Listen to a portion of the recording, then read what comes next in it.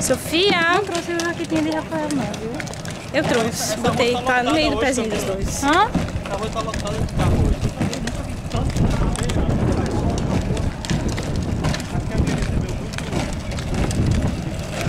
Ela tá se divertindo. Tô adorando. Eu adoro passear com ela, é muito bom. Ela, e o pior, quando eu chego em casa e ela não vai passear nesse carrinho, eu chego em casa, troco de roupa pra levar ela passear.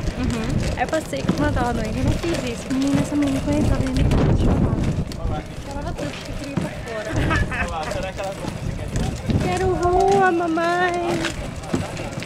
Rafael. Bota a pá pra dentro, Rafael. Aí depois manda pra mim esse vídeo que eu quero ver. Eu botei pra carregar minha câmera hoje, porque eu falei, ah, a gente vai fazer isso tudo hoje. Linda demais. Ela Não, conversando olha pra nesse isso. capitão Olha que demais. delícia. Olha isso, esse gostoso aí. Henrique de cavalo. Henrique é o cavalo da carruagem. Henrique.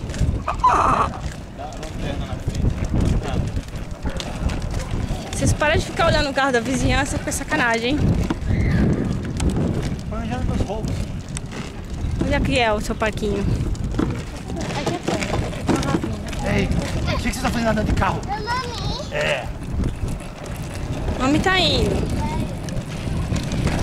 Agora essas patas sujas, botando a pá na boca.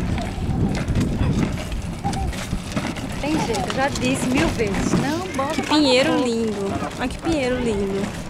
Tem uma árvore, eu acho que Imagina Essas casas o são que o cara faz no Natal aqui, hein? Com esse pinheiro.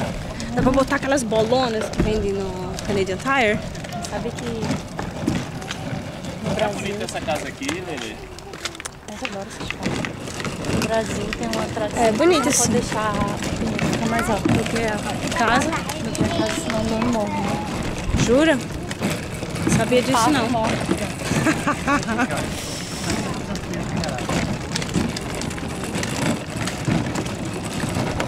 Amor, filma o Rafael um pouquinho agora. Filma bastante esse dia.